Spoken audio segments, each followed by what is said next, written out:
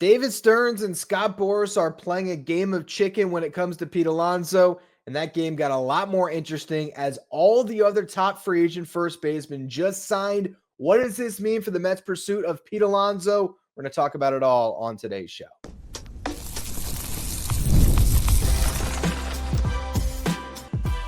You are Locked On Mets, your daily New York Mets podcast. Part of the Locked On Podcast Network, your team every day.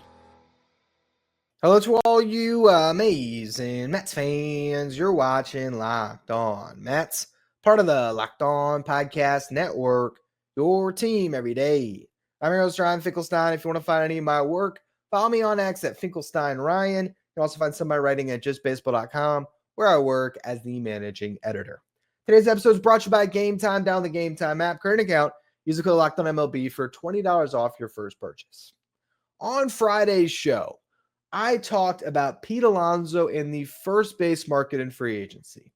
And a big part of that show was going through some reporting by Jeff Passan on the latest with the first base market. And he identified the teams that were in the market to add first baseman. He said Houston, the Astros, Seattle Mariners, the Arizona Diamondbacks, and the two New York teams. Now, the whole premise of the show was, are any of those teams really a fit for Pete Alonso? We said, maybe Houston, outside chance the Yankees, but it does feel like it's going to come down to Pete Alonso returning to the Mets just based on how this market is shaping up. Well, over the weekend, we just saw all the top names drop like flies. Just 1, 2, 3, 4, boom, boom, boom. And it's pretty stunning to see a market at a position develop as quickly as this one did. Yes, often one move is a domino and a lot of other things follow after it, but it doesn't always happen this quickly. And when the first move, the real domino that started the chain reaction, which was Christian Walker, happened, I thought, do I record on this? Because, breaking down the fact that the Astros are off the board for Pete Alonso because they signed Christian Walker to a 3-year, $60 million deal, it would have been repeating a lot of what we talked about on Friday's show. Well, then Paul Goldschmidt signs a 1-year, $12.5 million deal with the Yankees. Well, now the Yankees are off the board. Okay. Then the Diamondbacks trade for Josh Naylor. And also the Guardians, who trade Josh Naylor, they signed Carlos Santana. And just like that, the second, third, and fourth best free agent first baseman all drop because outside of Pete Alonso, the three guys I would say you would have been comfortable starting at first base going into 2025 from free agency, it would have been Christian Walker, Paul Goldschmidt, and Carlos Santana, and the top trade target and Josh Naylor, all just gone. So now all of a sudden, you are sitting in this interesting position where for Pete Alonso, there are no destinations. Where is he signing? Of that initial list of teams that Jeff Passan listed that are interested in first baseman right now, that are in the first base market, Houston, Seattle, Arizona, and the two New York teams, the only one that's left outside of the Mets is the Mariners. And the Mariners are trying to cut payroll. Or they're going to try to trade Luis Castillo to cut some payroll to be able to reinvest. So if their only inroad to getting Alonso is trading Luis Castillo first, are they really going to just immediately replace that salary with Alonso? And does Alonso want to go and play in Seattle, which, if you go to Park Factor, is the worst ballpark to hit in, particularly for a right-handed hitter? I just don't see it. I don't see it. So that just leaves the Mets.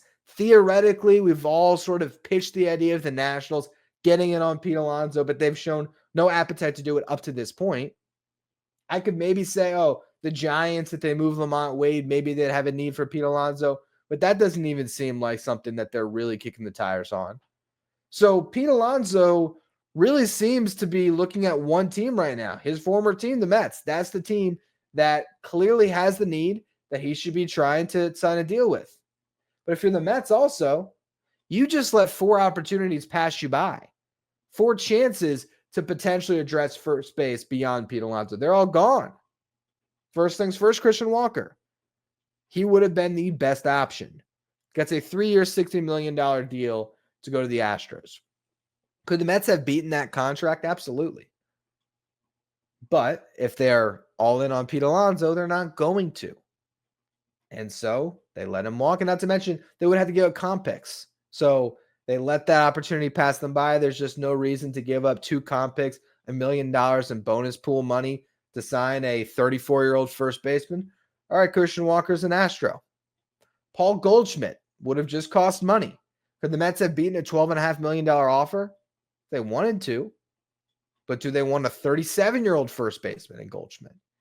No. So he's a Yankee. And for the Yankees, they could have got in on Pete, but I think from their perspective, do they want to tie themselves to 5-6 years of Pete Alonso? And they really value first base defense. So if they didn't view Alonso as a fit, and they're also already pushing up against that top luxury tax line, I'm pretty sure they actually just crossed it with the Goldschmidt edition. Are they going to go flying past it and pay 110 cents on the dollar for a Pete Alonso contract that would have gone over $20 million? No. So now the Yankees are off the board. And then the Josh Naylor one is the most fascinating one because to me, Josh Naylor was the ideal plan B if you weren't going to sign Pete Alonso. Because I think Josh Naylor is the type of guy that would have thrived in New York. I think Josh Naylor is the type of guy that might be able to also thrive in a contract year in New York. And the prospect return to get him was not going to be steep. And it wasn't. To get Josh Naylor, the Diamondbacks gave up Slade Cincone, who had a 6.66 ERA. He's a 25-year-old pitcher. He has good stuff. Obviously, the Guardians have identified him as a pitcher they can get more out of. And maybe he ends up sliding into the rotation and being a big piece for them. Obviously, they really valued that arm. That's why they pulled the trigger on this trade. But they gave up him and a draft pick to get Josh Naylor. Could the Mets have beaten that? Absolutely, they could have beaten that if they really wanted to. If they really wanted to get Josh Naylor, if they decide, you know what, we don't want Pete, they absolutely could have put together a package. I don't know if the Guardians value Jose Butto, but Jose Butto is coming off a much better season than Slade Cincone, and he has the same amount of control. So Jose Butto and a comp pick would not have been a better offer. To me, it absolutely would have been. Now, granted, the Guardians value pitching their way, so they have more information on what they like. And maybe for them, they would like Cincone, but it's not a steep return is what I'm getting at. If the Mets really weren't in on Pete Alonso, they would have been in on the Naylor trade. Because they dipped their toe in every single part of the market. They ultimately did not end up going there, right? And I think the Guardians probably are feeling pressure with the first base market moving, right? Maybe there had been some contact. But if the Mets are not ready to trade for Josh Naylor because they're waiting on Pete, but the Guardians don't want to lose out on Carlos Santana, they have to pull the trigger on the trade now. So they take the one offer in hand, and the deal's made. And then Carlos Santana comes off the board. So now what are we left with in free agency at first base? You got Anthony Rizzo, Justin Turner. Those guys appear to be past their prime. Josh Bell, Joey Gallo, guys that have had way too many chances to prove it, and they've proven that they just are not starting level players in the big leagues. They might get opportunities to, but not if you're a team that views yourself as a World Series contender. You're not signing Josh Bell to replace Pete Alonso. There are a couple names in the trade market the Mets could still circle back on. Yandy Diaz with the Rays would be a nice fit. Lamont Wade, barring the injury concerns with the Giants, a good fit. Nathaniel Lowe from the Rangers. There's still a couple names. But realistically, you have two sides that clearly need each other. The New York Mets need Pete Alonso to be their first baseman next year, unless they're going to do something different at third base. We'll talk about that a little bit in the final segment. And Pete Alonso really needs the Mets right now because who else is he signing with?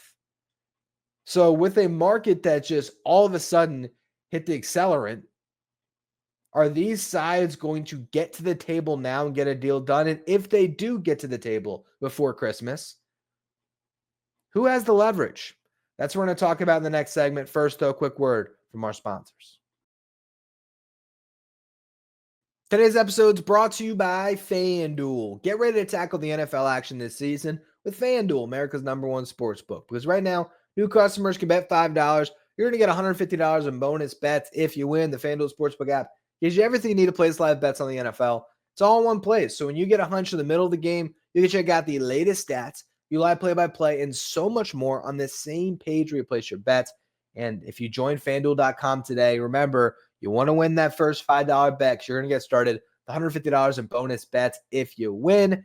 That's FanDuel.com, America's #1 sportsbook. Stay up to date with all the latest in the world of sports when you check out Locked On Sports Today, streaming 24/7 on YouTube. If you're watching on YouTube, do me a favor, hit that subscribe button. Our next goal is to get to 12,000 subscribers. Appreciate all of you who continue to subscribe. All right, so who gained leverage in all this? Pete Alonso, maybe he could have gone to the Astros. All right, that team's gone. There was the threat of the Yankees. Are the Yankees ever going to dive in? They never did. Yankees are off the table. Again, you look at the teams that could be in on Pete Alonso. There's the pipe dream of the Nationals that we've still never seen any indication that they're actually going to follow through on, that they're ready to spend money. And then there's the Mariners, who just don't seem like a fit to me. I can't see them spending on Pete Alonso. Got a lot of bad money on their books anyway, to be honest with you. But it doesn't feel like a fit for them or for Pete. Why would you want to hit in that ballpark? And why would you want to go about as far away in the country as possible from where you live? Because Pete Alonso lives in Tampa. The last thing he wants to do is go all the way out to the Northwest. And I think the same thing is true about the Giants, another team that could conceivably get in on him.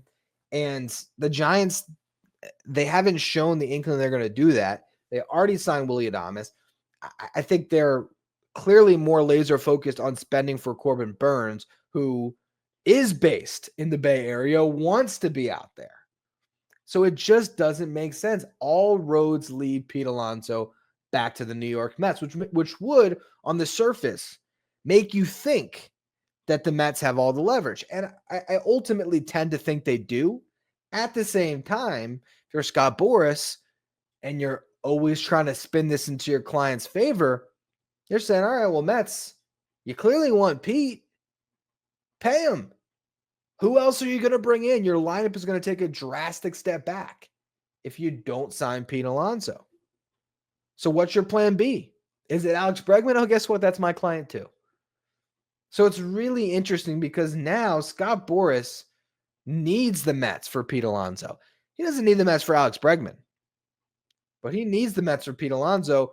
At the same time, he doesn't want to just give up all the leverage. It's a really interesting game of chicken we got going on because the Mets' best plan B at this point is sign Alex Bregman to be your third baseman and move Mark Vientos to first. That's the best alternative to bringing Pete Alonso back. But I really don't think that's going to happen. Could Bregman be a Met? Possibly, and we'll talk about that. But to me, that's more likely a scenario where Pete Alonso is still your first baseman. Okay? But Pete Alonso, to me, is a Met because there's every indication at this point that they are in on Pete Alonso. Otherwise, they would not have just let all those options fall to the wayside unless they're just supremely confident they're going to get Alex Bregman.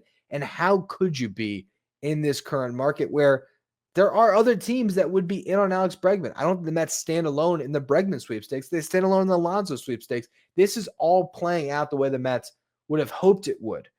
At the same time, you still got to get a deal done. And Scott Boras isn't afraid to wait and put that pressure on you. If you're the Mets, let's just say Bregman does fall off the board. Let's say Nolan Arenado does get traded to the Yankees or another team, but we'll talk about that a little more in the next segment. Well, then what are you doing? Are you going to roll into next year with Mark Vientos at first and Brett Beatty at third? Do you feel that great about your signing of Jared Young to be part of your infield that you're going to be cool with losing Pete Alonso and replacing him with Jared Young, who was playing in Korea last year? I really think this is just one of those situations where these two sides need to see the forest from the trees, right? They need to look at each other and say, you know what? We got to get this thing done. Let's not even try to bring in another team and get the leverage if you're on the Boras side. And if you're the Mets, you obviously at this point should be expressing pretty clearly, we want Pete Alonso to be a New York Met, and we want to pay a fair price for him. And it's that simple. And you look at the market, Christian Walker just sent Pete Alonso's floor. That's $20 million. expect Alonso to get at least $1 million more than that. And you look at other first basemen. Matt Olson makes $21 million per. You go down the line, and that's pretty much on the long-term deal what you're looking at. Freddie Freeman is the one that has an AAV over that. It's at $24.7 million when you talk about present-day value. The actual average annual value of the contract was $27 million per, but he got a bunch of deferred money from the Dodgers. So that's more $25 million, right? You have Vladdy, who's last year of arbitration. He's projected to make close to 29, but that's arbitration. That's a one-year deal. And then you have Bryce Harper, who's signed as an outfielder. So if you're the Mets and you're saying we're going to pay market price for Pete Alonso, we're the one team that's going to give Pete Alonso 5 years, you could have a 5-year, $110 million contract for Pete Alonso on the table right now and say, go out in the market and get something better. And then we'll talk. If you got something better, we will talk. But that's got to be the best offer that Pete Alonso is going to get right now. $22 million per. You get paid more than Brandon Nimmo on an average annual basis. You don't quite get near Lindor or Soto, of course. You're half of Soto. But you know what? Your value is not of that of Juan Soto. And you get to be a New York Met. You get to make $22 million per year. And you get to be there for 5 seasons. And you know what? Maybe if that offer's on the table, Scott Boras, come back to the Mets and say, make it 6 years. And if you're the Mets, and that's the sticking point. Now, if you wanted to play hardball, you could. But if it's your franchise guy, maybe you say, you know what? It's Pete Alonso. It's a homegrown Met. We're going to take care of our own here. And you say yes. And it's 6 years, $132 million. You can get a deal done. But these sides definitely need each other.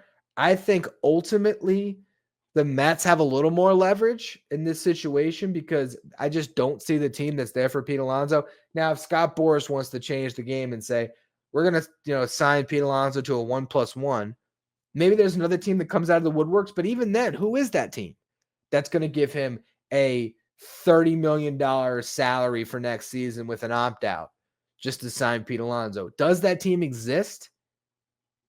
I don't know if they do. I really don't, unless it's like the Blue Jays or something crazy. I just don't see it. I really don't see it. If anything, they were shopping that deal. The Mets might want to get in on that action.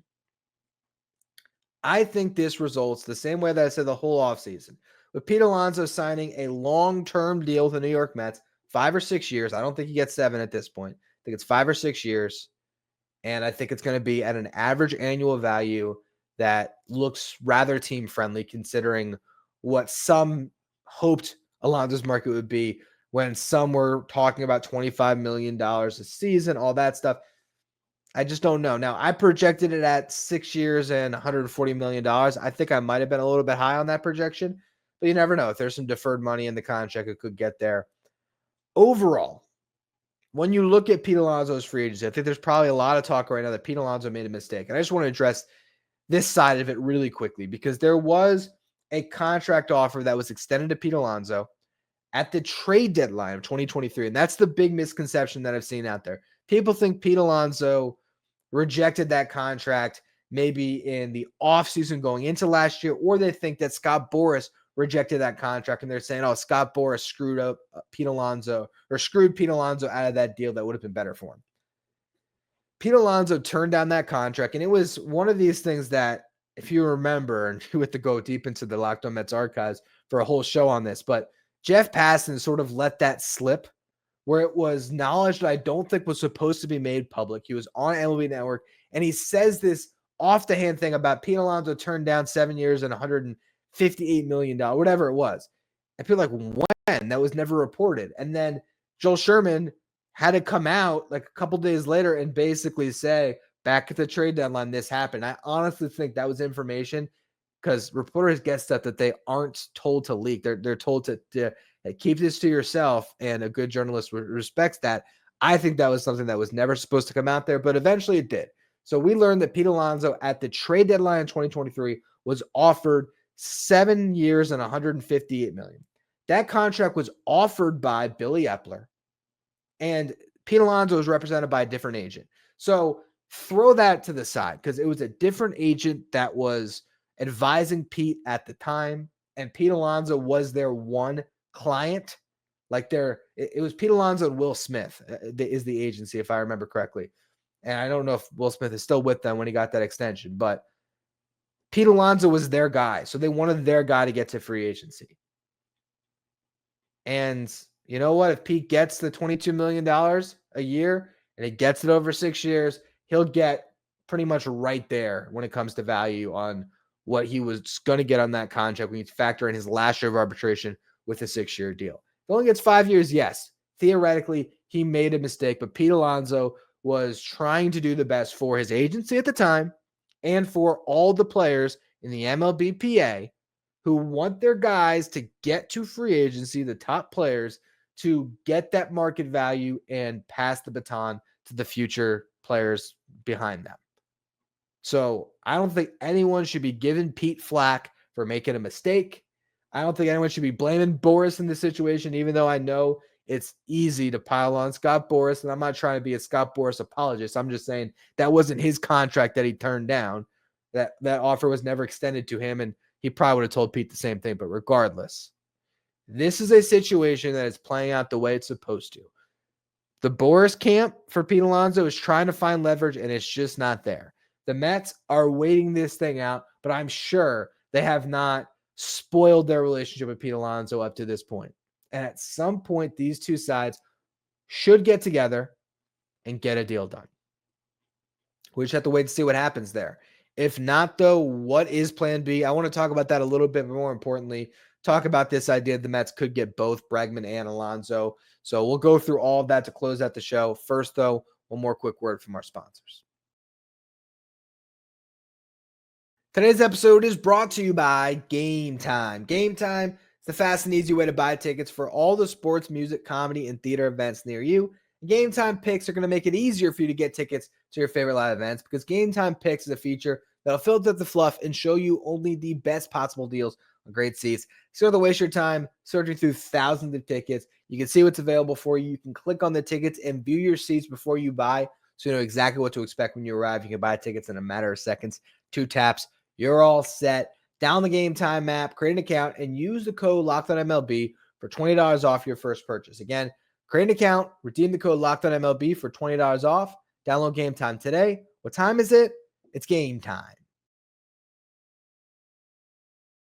If you're an everyday listener to the show, make sure you become a Locked On Mets insider. It's our texting service where you get updates from me anytime news breaks on the Mets. You can ask me questions anytime. You can also take part in our Locked On Mets signed photo giveaways. If you want to be a Locked On Mets insider, find the link in the episode description. Go to subtext.com/LockedOnMets. All right, so what is plan B for the New York Mets if they don't sign Pete Alonso? I'm getting to the point where I don't think there is a plan B. I think the Mets are fully expecting that they re-sign Pete Alonso. That is, at this stage, how they are viewing their team, in my opinion. We'll see if I'm wrong. If they end up just signing Alex Bregman and waving goodbye to Pete Alonso, by all means. But the only viable options at this point, again, to state them out for you, if they don't sign Pete, you either stay internal and you're just really banking on Brett Beatty and Ronnie Mauricio to start the season. I just cannot see that. Or Jared Young, again, the guy that they just signed to a major league contract. Still not sure if that's a split contract or not. Split contract would mean that he could get optioned down to the minor leagues. Or maybe he still has options. I have to look into that more. But the bottom line is Jared Young was picked up as a depth piece, not a Pete Alonso replacement. So those are the internal options. Externally at first base, there's just no options on the free agent market left. The Mets can't just sign Anthony Rizzo and say, yeah, okay, we're going to go with that. They just can't do that. And the trade market, yes, they could swing a deal for Yandy Diaz. And maybe that's something where they've done a little bit of talks. And maybe that is a possibility at the end of the offseason. I don't know. I'm not going to rule anything out. But it does feel like the most viable option, of course, is just to bring Pete back or to move Mark Vientos to first and find a better option at third. And at third base, there's really only a couple of options. One, in free agency. Outside of Bregman, you could sign Ha-Sung Kim and lean into the defensive side of things. But your offense is going to take a step back, and you don't have that protection in the lineup for Juan Soto outside of Mark Vientos. But I feel like Soto was promised some more established protection like a Pete Alonso. So I don't think that Kim would be an answer. Alex Bregman would be. You sign Alex Bregman, that is a viable alternative, and then you slide Vientos to first. Or there's the Nolan Arenado move that we've talked about. Now, I really feel like Arenado would be an addition to Pete Alonso move, and the Mets haven't really expressed that interest. All we know is that Arenado had the Mets on his list of teams he would waive his no-trade clause for. Now, the Yankees apparently have offered a trade already, though, to acquire Nolan Arenado. It was reported that they offered Marcus Stroman for Nolan Arenado. Now, the Cardinals are looking for financial relief.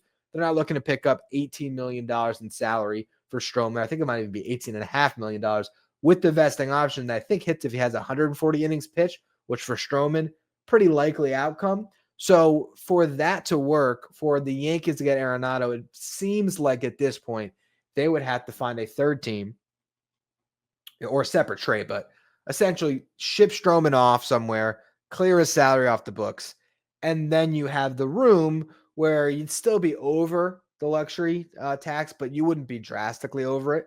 To bring in Arenado, it wouldn't cost nearly as much if they were able to make that sort of financial swap of things. Now, Arenado, to go play with Paul Goldschmidt, his former teammate, there's been reports that he would love to waive his no-trade clause to go to the Yankees under that context. Now that Goldschmidt's there, it's a more attractive landing spot for Arenado to waive the no-trade clause. And who knows? Maybe there's some dialogue that takes place now, because these are how things work when a player has a no-trade, where the Yankees may be talking to Joe Wolf, Nolan Arenado's agent, and they're going to potentially have Arenado go to the Cardinals and say, we want to play for the Yankees. We want Arenado to go there. That's the one team we're going to waive the no-trade clause for. In which case, the Yankees would have to give much of anything other than financial relief to the Cardinals to get a deal done. And the Cardinals' two options are either trade him to the Yankees or, just keep him on the books and wait this thing out, or wait until another viable destination pops up that Arenado would be willing to go to. So I feel like we might see Arenado in a Yankees uniform. I really do. But the Mets, there really is no smoke there. So if that's not really on the table, the one place where we are seeing a little bit of smoke is Bregman.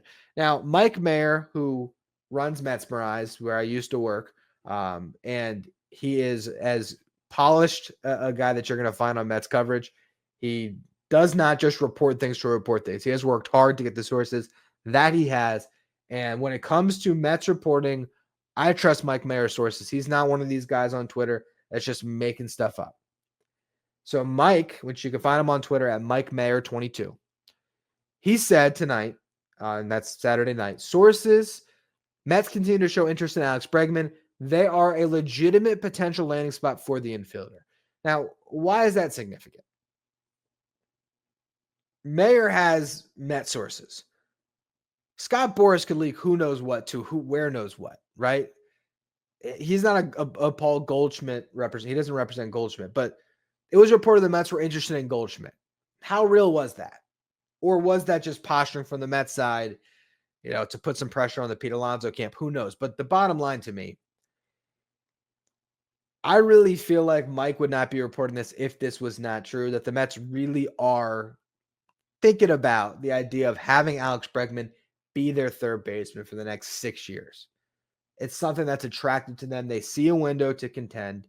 Whatever that market price is, they're in on it. Now, someone asked a follow-up of Mike. If they sign Bregman, are they out on Pete? Mike said, my understanding is no. So there is a world the Mets try to get both here. Now, which one do you land first? That is very interesting. I feel like if that ends up being more of a real possibility, if Scott Boras is talking to David Stearns about Bregman, and that's becoming more and more real, and the conversation is you want both, I feel like it probably makes sense to get the Pete Alonso deal done first because Bregman has the other suitors. That makes the Mets even more attractive to Bregman, and then you see where the Bregman sweepstakes lands. I still can't, in my head, imagine both of them on the Mets. I still feel like it would be one or the other, but the fact that it could be both is an exciting possibility. Just have to wait and see what happens. And for me, I've seen some have the take on social media about that idea, about signing Bregman and Pete Alonso. How it doesn't make sense. Why would you move Mark Vientos off of third base for Alex Bregman? Alex Bregman just won a Gold Glove. Alex Bregman was worth 6 outs above average, 6 defensive runs saved. I have been in the camp that Mark Vientos can be your starting third baseman, that I liked what I saw from him defensively this past year. It was a huge step in the right direction from a guy that couldn't play the position to a guy that played it passively, and he does have a cannon of an arm that is his best defensive asset, and that only works at third base where it becomes of value. With that said, he's not a good defender. He's not. Did you see those balls that Mark Vientos got in the playoffs when he was playing in and he still had a couple of plays that he booted in big, big games? Vientos was amazing in the playoffs. He made a lot of good plays in the field and he was unbelievable with the bat. But the idea that you couldn't acquire both Alonso and Bregman because you had to keep Vientos at third base, that's just not true. Also, the idea that you would move Alex Bregman to second base to accommodate Mark Vientos at third base is, to me, ridiculous as well. Yes, Bregman could move to second base, but only if you had a better third baseman. Otherwise, you keep him at the more premium position, and you have Jeff McNeil, Luisangel Acuna, Jet Williams, all of these guys that are in that second base depth chart for you, either at the big level or close to it. That's not even mentioning Ronnie Mauricio. That's not even mentioning Brett Beatty can play second too. Look, it's just not happening. If the Mets sign Bregman and Alonso, Mark Vientos is your DH, or you're rotating him and Pete Alonso between first base and DH and seeing who's the better first baseman, and then the other one DHs by the time you get to the playoffs. That's what you're doing. But there's a chance that you could actually get both here, which is interesting and something we might talk about on a follow-up show later this week if there is a little more smoke there. The bottom line through all of this, Pete Alonso doesn't have a lot of other options. And outside of Alex Bregman, who has a very healthy market, it appears, in free agency, the Red Sox might still be in. Yes, the Astros have clearly put an end to the Alex Bregman era. They've moved on. They got Christian Walker to play first. They got Isaac Paredes to play third. And they got Cam Smith coming behind them. They're done, right? They're not going to sign Bregman. But you still have the Red Sox in it. You theoretically have the Yankees in, although I don't know if they quite are going to spend. And I'm trying to think. I feel like there's another team I'm missing off the top of my head that has shown that interest in Alex Bregman. I feel like it's an obvious one. Who am I forgetting? The Blue Jays could get in on Alex Bregman too, by the way. They do have a hole at third base. Phillies could get in on Bregman if they can move Bohm. There's other teams that would be willing to make things work to get Alex Bregman into their building. Other contenders. Pete Alonso doesn't have the same market. So with less competition on the Pete Alonso market, with the ability to keep a homegrown guy that sells jerseys and helps put butts in seats, who just had a monster playoff run for you, I still am banking on Pete Alonso being a Met. And if Bregman comes aboard, I think that might be in addition to. But again, that's a topic for another day. For now, thank you all for tuning in on your Sunday. I appreciate everyone who subscribes on YouTube. If you don't yet, do me a favor and hit that subscribe button so you're notified anytime we have an episode drop. You also want to put the notification bell on too to make sure you get those notifications when Locked On Mets has a new episode. Talked about that as if I don't host the show. That was weird, but whatever. If you're listening on the audio side of things, make sure you follow, rate, and review wherever you get your podcast. Follow me on X at Finkelstein Ryan. Follow the show at Locked On Mets. Thank you for making Locked On Mets your first listener, your first watch every day. Now, for your second watch, head over to YouTube and check out the first ever 24/7 streaming channel that covers everything the world of sports. We're talking about Locked On Sports today with our local host from each team, league-wide host from each league. By Locked On Sports today, streaming 24/7 on YouTube.